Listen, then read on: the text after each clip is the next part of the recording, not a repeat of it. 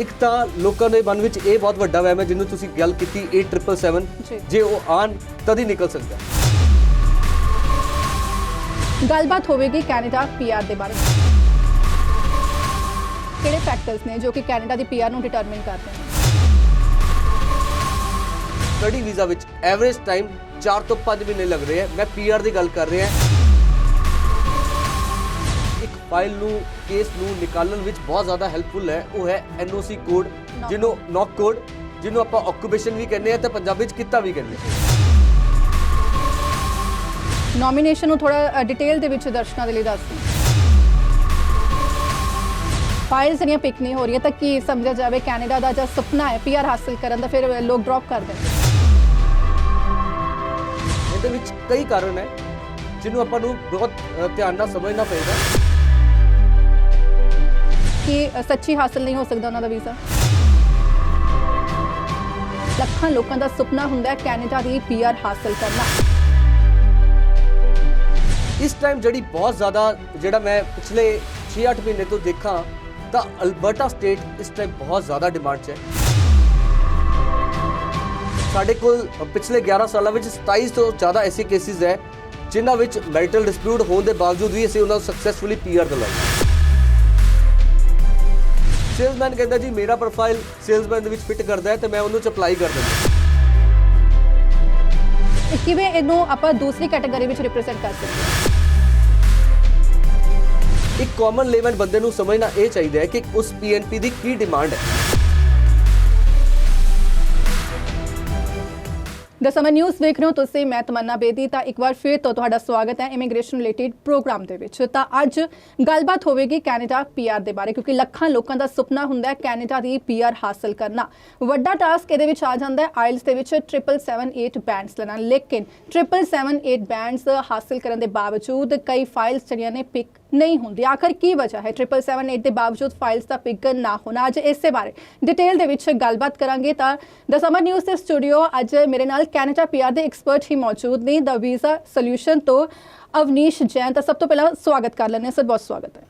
Thank you so much ma'am Tamanna ma'am. ਮੈਂ summer news ਦੇਖ ਰਹੇ ਸਾਰੇ ਸਰੋਤਿਆਂ ਦਾ ਬਹੁਤ ਧੰਨਵਾਦੀ ਹਾਂ ਜਿਨ੍ਹਾਂ ਨੇ ਮੈਨੂੰ ਅੱਜ ਓਪਰਚੁਨਿਟੀ ਦਿੱਤੀ, ਔਰ ਮੈਂ ਉਮੀਦ ਕਰਦਾ ਹਾਂ ਕਿ ਅੱਜ ਦੀ ਇਸ ਵੀਡੀਓ ਵਿੱਚ ਤੁਹਾਨੂੰ ਕੈਨੇਡਾ ਪੀਆਰ ਬਾਰੇ ਬਹੁਤ ਫਰੂਟਫੁਲ ਜਾਣਕਾਰੀ ਮਿਲੇਗੀ। ਤਾਂ ਸਰ ਸਭ ਤੋਂ ਪਹਿਲਾਂ ਜਾਣਨਾ ਚਾਹਾਂਗੇ 778 ਬੈਂਡਸ ਕੋਈ ਛੋਟੀ ਗੱਲ ਨਹੀਂ ਹੈ, ਬਹੁਤ ਵੱਡੀ ਡੀਲ ਹੈ ਇਹਨੂੰ ਅਚੀਵ ਕਰਨਾ, ਲੇਕਿਨ ਬਾਵਜੂਦ ਇਸ ਦੇ ਜੋ ਫਾਈਲਸ ਨੇ ਪਿਕ ਨਹੀਂ ਹੋ ਰਹੀਆਂ, ਕੀ ਵਜ੍ਹਾ ਮੰਨਦੇ ਹੋ?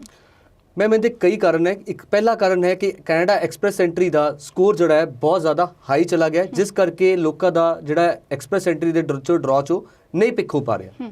ਜੋ CSR ਸਕੋਰ ਦੀ ਤੁਸੀਂ ਗੱਲ ਕੀਤੀ ਹੈ, ਤਾਂ ਇਹ ਜਿਹੜਾ CRS ਸਕੋਰ ਹੈ 507 ਤਕਰੀਬਨ ਗੱਲ ਕੀਤੀ ਜਾਵੇ ਤਾਂ ਲੇਟਲੀ ਚੱਲ ਰਿਹਾ ਸੀਗਾ। ਕਰੰਟ ਕੀ ਚੱਲ ਰਿਹਾ?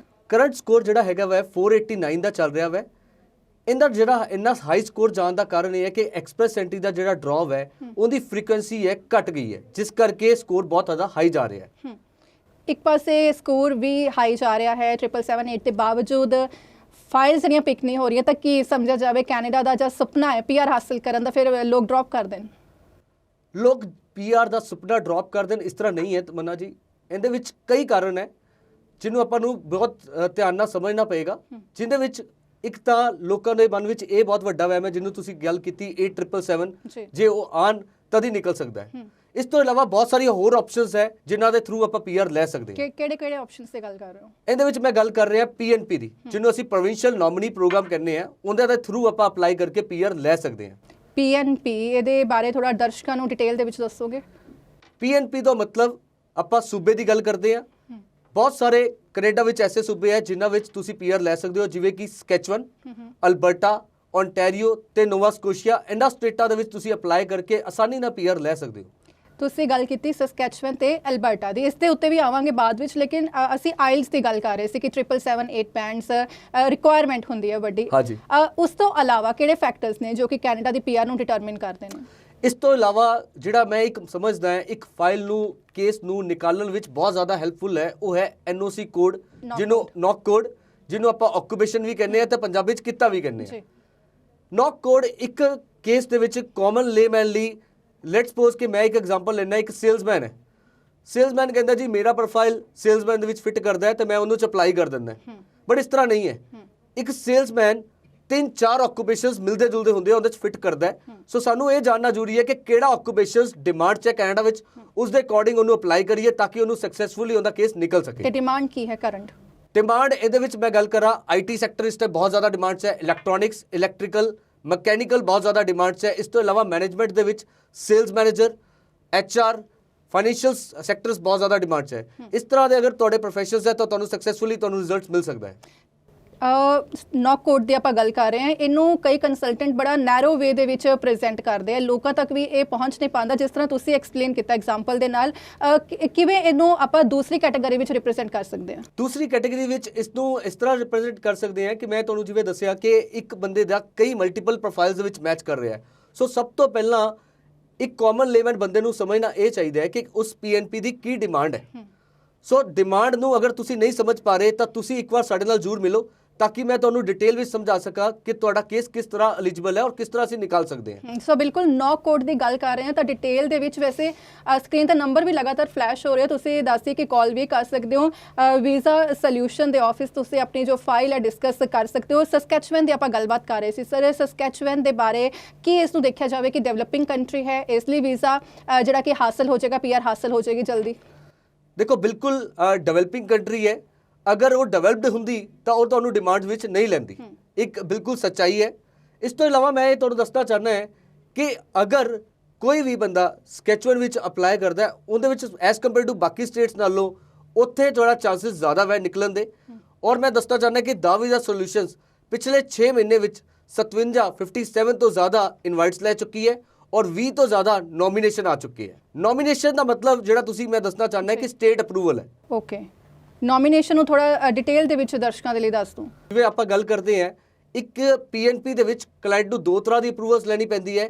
ਇੱਕ PNP ਅਪਰੂਵਲ, PNP ਦਾ ਮਤਲਬ ਉਸ ਸਟੇਟ ਨੇ ਤੁਹਾਨੂੰ ਅਪਰੂਵ ਕਰਤਾ, ਉਸ ਤੋਂ ਬਾਅਦ ਫੈਡਰਲ ਅਪਰੂਵਲ। ਅਸੀਂ ਇਹ ਮੰਨਦੇ ਹਾਂ ਕਿ ਅਗਰ PNP ਅਪਰੂਵ ਹੋਗੀ ਤਾਂ ਫੈਡਰਲ ਗਵਰਨਮੈਂਟ ਈਜ਼ੀਲੀ ਅਪਰੂਵ ਕਰ ਦੇਗੀ ਤੁਹਾਡੇ ਕੇਸ ਨੂੰ। ਓਕੇ, ਤੇ ਫੈਡਰਲ ਦੇ ਵਿੱਚ ਜ਼ਿਆਦਾ ਚਾਂਸਸ ਜਿਹੜੇ ਕਿ ਵੱਧ ਜਾਂਦੇ। ਅਲਬਰਟਾ ਦੀ ਗੱਲ ਕੀਤੀ ਜਾਵੇ ਜਾਂ ਸਸਕੈਚੁਅਨ ਤੋਂ ਇਲਾਵਾ ਕਿਸੇ ਹੋਰ ਪ੍ਰੋਵਿੰਸ ਦੀ ਗੱਲ ਕੀਤੀ ਜਾਵੇ ਤਾਂ ਕਿੱਥੇ ਕੈਨੇਡਾ PR ਦੇ ਚਾਂਸਸ ਵੱਧ ਨੇ? ਇਸ ਟਾਈਮ ਜਿਹੜੀ ਬਹੁਤ ਜ਼ਿਆਦਾ ਜਿਹੜਾ ਮੈਂ ਪਿਛਲੇ 6-8 ਮਹੀਨੇ ਤੋਂ ਦੇਖਾਂ ਤਾਂ ਅਲਬਰਟਾ ਸਟੇਟ ਇਸ ਟਾਈਮ ਬਹੁਤ ਜ਼ਿਆਦਾ ਡਿਮਾਂਡ 'ਚ ਹੈ। ਉਹਨਾਂ ਦਾ ਇੱਕ ਪ੍ਰੋਗਰਾਮ ਹੈ ਅਲਬਰਟਾ ਟੈਕ ਪਾਇਲਟ ਪ੍ਰੋਗਰਾਮ, ਵਿਚ ਇਜ਼ ਵੈਰੀ ਡਿਮਾਂਡਡ। ਔਰ ਮੈਂ ਪਾਰਟਿਕੂਲਰ ਗੱਲ ਕਰਾਂ ਦਾ ਵੀਜ਼ਾ ਸੋਲਿਊਸ਼ਨਸ ਦੀ, ਪਿਛਲੇ 6 ਮਹੀਨੇ ਵਿੱਚ ਅਸੀਂ 20 ਤੋਂ ਜ਼ਿਆਦਾ ਨੋਮੀਨੇਸ਼ਨ ਲੈ ਚੁੱਕੇ ਹਾਂ ਔਰ 4 ਤੋਂ ਜ਼ਿਆਦਾ ਲੈਸ ਦੈਨ 6 ਮੰਥ ਵਿੱਚ ਅਸੀਂ ਵੀਜ਼ਾ ਲੈ ਚੁੱਕੇ ਹਾਂ। ਓਕੇ, ਕਾਫੀ ਰੀਸੈਂਟ ਗੱਲ ਹੋ ਰਹੀ ਹੈ। ਕਾਫੀ ਰੀਸੈਂਟ ਗੱਲ ਹੋ ਰਹੀ ਹੈ। ਇਸ ਤੋਂ ਇਲਾਵਾ ਮੈਂ ਤੁਹਾਨੂੰ ਦੱਸਣਾ ਚਾਹੁੰਦਾ ਹਾਂ ਕਿ ਸਟੱਡੀ ਵੀਜ਼ਾ ਵਿੱਚ ਐਵਰੇਜ ਟਾਈਮ 4 ਤੋਂ 5 ਮਹੀਨੇ ਲੱਗ ਰਹੇ ਹੈ। ਮੈਂ PR ਦੀ ਗੱਲ ਕਰ ਰਿਹਾ, ਪ੍ਰੋਸੈਸਿੰਗ ਟਾਈਮ ਜਿਹਦੇ ਵਿੱਚ ਲੈਸ ਦੈਨ 6 ਮੰਥ ਵਿੱਚ ਬੰਦਾ PR ਹੋ ਰਿਹਾ। ਓਕੇ, ਇਹਦੇ ਵਿੱਚ ਮਤਲਬ ਤੁਸੀਂ ਸਮਝਣਾ ਪਏਗਾ ਪ੍ਰੋਸੈਸਿੰਗ ਟਾਈਮ ਕਿਉਂ ਘੱਟ ਹੈ ਜੀ। ਇਹਦਾ ਘੱਟ ਹੋਣ ਦਾ ਕਾਰਨ ਮੇਜਰ ਇਹ ਹੈ ਕਿਉਂਕਿ ਉਹਨਾਂ ਨੂੰ ਇਸ ਪ੍ਰੋਫੈਸ਼ਨ ਦੀ ਬਹੁਤ ਡਿਮਾਂਡ ਹੈ। ਅਲਬਰਟਾ ਗਵਰਨਮੈਂਟ ਦੇ ਦੇਖਿਆ ਹੈ ਕਿ ਉੱਥੇ ਅਗਰ ਟੈਕ ਸੈਕਟਰ ਯਾਨੀ IT, ਮਕੈਨੀਕਲ, ਇਲੈਕਟ੍ਰੋਨਿਕਸ, ਮਸ਼ੀਨਿਸਟ ਔਰ ਇਸ ਤੋਂ ਇਲਾਵਾ sales manager, HR officer, HR manager, business development, graphic designer, ਇਹ ਪ੍ਰੋਫੈਸ਼ਨ ਹਾਈਲੀ ਡਿਮਾਂਡਡ ਹੈ। ਹਾਈਲੀ ਡਿਮਾਂਡਡ ਵਿੱਚ ਆ ਰਹੇ ਨੇ, ਇਹ ਕਰੰਟ ਹੈ ਤੇ ਕਦ ਤੱਕ ਉਮੀਦ ਹੈ ਕਿ ਇਹ ਡਿਮਾਂਡ ਦੇ ਵਿੱਚ ਰਹਿਣ ਵਾਲੇ? ਹਲੇ ਤੱਕ ਇਹਨਾਂ ਨੂੰ ਬਹੁਤ ਡਿਮਾਂਡਡ ਹੈ। ਇਸ ਸਾਲ ਤੱਕ ਮੈਨੂੰ ਲੱਗਦਾ ਹੈ ਇਸ ਤਰ੍ਹਾਂ ਹੀ ਡਿਮਾਂਡ ਚੱਲਦੀ ਰਹੇਗੀ। ਔਰ ਅਗਰ ਤੁਸੀਂ ਡਿਮਾਂਡ ਦੀ ਗੱਲ ਕੀਤੀ, ਇਹਦੇ ਵਿੱਚ ਮੈਂ ਦੱਸਣਾ ਚਾਹੁੰਦਾ ਹਾਂ ਕਿ ਕੈਨੇਡੀਅਨ ਗਵਰਨਮੈਂਟ ਐਵਰੇਜ 15 ਦਿਨ ਤੋਂ ਬਾਅਦ ਉਹਨਾਂ ਦਾ ਡਾਟਾਬੇਸ ਇੰਨਾ ਜ਼ਬਰਦਸਤ ਹੈ ਕਿ ਹਰ 15 ਦਿਨ ਬਾਅਦ ਉਹ ਆਪਣੇ ਡਾਟਾ ਨੂੰ ਮੋਨੀਟਰ ਕਰਦੇ ਹੈ। ਉਹ ਇਹ ਦੇਖਦੇ ਹੈ ਕਿ ਕੀ ਡਿਮਾਂਡ 'ਚ ਹੈ, ਉਸ ਦੇ ਅਕੋਰਡਿੰਗ ਆਪਣੀ ਡਿਮਾਂਡ ਲਿਸਟ ਪਬਲਿਸ਼ ਕਰਦੇ ਹੈ। ਆਪਾਂ ਨਾਰਮਲ ਕੇਸਿਸ ਦੀ ਗੱਲਬਾਤ ਕਰ ਰਹੇ ਹਾਂ, 777-8 ਵੀ ਹਾਸਲ ਕਰ ਲਏ ਫਿਰ ਵੀ ਵੀਜ਼ਾ ਨਹੀਂ ਲੱਗਿਆ, ਲੇਕਿਨ ਮੈਂ ਇੱਥੇ ਖਾਸ ਤੌਰ ਤੇ ਗੱਲ ਕਰਨਾ ਚਾਹੂੰਗੀ ਕੁਝ ਖਾਸ ਕੇਸਿਸ, ਕੰਪਲਿਕੇਟਿਡ ਕੇਸਿਸ ਆਪਾਂ ਉਹਨਾਂ ਨੂੰ ਕਹਿ ਲੈਂਦੇ ਹਾਂ। ਕੁਝ ਕੇਸਿਸ ਇਹੋ ਜਿਹੇ ਹੁੰਦੇ ਕਿ ਲੋਕ ਜਿਹੜਾ ਕੀ ਹੈ ਬਿਲਕੁਲ ਖਿਆਲ ਛੱਡ ਚੁੱਕੇ ਹੁੰਦੇ ਕਿ ਕੈਨੇਡਾ ਦਾ PR ਵੀਜ਼ਾ ਹਾਸਲ ਨਹੀਂ ਹੋ ਸਕਦਾ। ਉਹਨਾਂ ਦੇ ਲਈ ਤੁਸੀਂ ਕੀ ਸੁਜੈਸਟ ਕਰੋਗੇ ਕਿ ਸੱਚੀ ਹਾਸਲ ਨਹੀਂ ਹੋ ਸਕਦਾ ਉਹਨਾਂ ਦਾ ਵੀਜ਼ਾ? ਮੈਂ ਕੰਪਲਿਕੇਟਿਡ ਕੇਸਿਸ ਨੂੰ ਥੋੜਾ ਜਿਹਾ ਹੋਰ ਡਿਫਾਈਨ ਕਰਦਾ ਹੈ। ਇਸ ਕੰਪਲਿਕੇਟਿਡ ਕੇਸਿਸ ਤੋਂ ਮੈਂ ਇਹ ਸਮਝਦਾ ਕਿ ਜਿਨ੍ਹਾਂ ਦਾ ਸਟੱਡੀ ਵੀਜ਼ਾ ਰਿਫਿਊਜ਼ਡ ਹੈ ਜਾਂ ਜਿਨ੍ਹਾਂ ਦਾ ਵਿਜ਼ਟਰ ਵੀਜ਼ਾ ਰਿਫਿਊਜ਼ਡ ਹੈ ਜਾਂ ਫਿਰ ਕੁਝ ਕੇਸਿਸ ਐਸੇ ਹੈ ਜਿਨ੍ਹਾਂ ਦਾ ਕੋਈ ਮੈਰਿਟਲ ਡਿਸਪਿਊਟ ਹੈ। ਸੋ ਇਹ ਇਸ ਤਰ੍ਹਾਂ ਦੇ ਲੋਕਾਂ ਨੂੰ ਇਹ ਲੱਗਦਾ ਹੈ ਕਿ ਸਾਡਾ ਅਗਰ ਰਿਫਿਊਜ਼ ਹੈ ਜਾਂ ਮੈਰਿਟਲ ਡਿਸਪਿਊਟ ਹੈ ਅਸੀਂ ਅਪਲਾਈ ਨਹੀਂ ਕਰ ਸਕਦੇ, ਪਰ ਇਸ ਤਰ੍ਹਾਂ ਨਹੀਂ ਹੈ। ਮੈਂ ਤੁਹਾਨੂੰ ਦੱਸਣਾ ਚਾਹੁੰਦਾ ਕਿ ਚਾਂਸਸ ਹੈ, ਬਹੁਤ ਜ਼ਿਆਦਾ ਚਾਂਸਸ ਹੈ। ਮੈਂ ਇਹਦੇ ਵਿੱਚ ਦੱਸਣਾ ਚਾਹੁੰਦਾ ਕਿ ਮੈਂ ਆਪਣੇ ਪਿਛਲੇ 11 ਸਾਲਾਂ ਵਿੱਚ ਇੱਕ ਕੇਸ ਐਸਾ ਸੀਗਾ ਜਿੰਦੇ ਕਿ 4 ਵਾਰ ਵਿਜ਼ਟਰ ਵੀਜ਼ਾ, 3 ਵਾਰ ਸਟੱਡੀ ਵੀਜ਼ਾ ਔਰ 1 ਵਾਰ ਉਹਦਾ ਬੈਨ ਲੱਗਾ ਹੋਇਆ ਸੀ ਕੈਨੇਡੀਅਨ ਗਵਰਨਮੈਂਟ ਤੋਂ, 5 ਇਅਰਸ ਬੈਨ ਸੀ। ਉਹਦੇ ਬਾਵਜੂਦ ਵੀ ਅਸੀਂ ਪੀਆਰ ਕਰਵਾਈ ਇਹ ਉਹਦੀ। ਕਿੰਨੇ ਦੇਰ ਦੀ ਪੁਰਾਣੀ ਗੱਲ ਹੋਏਗੀ? ਇਹ ਤਕਰੀਬਨ 2 ਸਾਲ ਪੁਰਾਣੀ ਗੱਲ ਹੈ। ਭੁਪਿੰਦਰ ਸਿੰਘ ਤੱਖੜ ਉਹਦੀ ਫੈਮਿਲੀ ਦਾ ਨਾਮ ਸੀ, ਉਹ ਕੈਨੇਡਾ ਵਿੱਚ ਇਸ ਟਾਈਮ ਸਕਸੈਸਫੁਲੀ ਸੈਟਲਡ ਹੈ।